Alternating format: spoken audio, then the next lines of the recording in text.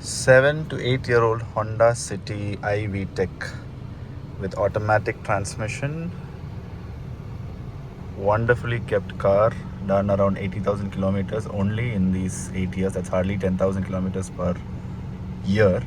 One thing I just discovered while I was driving at one of my friend's cars is as you put this car into park, this is in neutral. I'm gonna lock the car and I'm gonna put it into park. Just watch this. I don't know if you realize that it auto unlocks when you put it into park. It's a good feature. I don't know how good it is in an Indian context, but look at this. I'm going to shift it into reverse now. This is reverse. And then I'm going to go into park. It opens. Door opens. Auto unlocks.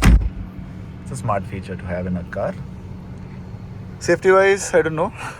It depends on where you are, in what consent situation you are. If you want to put it into park and it wants to auto unlock, but otherwise a really smooth car to drive. Not so great mileage, but decent. So yeah, that's about this used HondaCity, around 80,000 kilometers and 8-year-old. Thank you.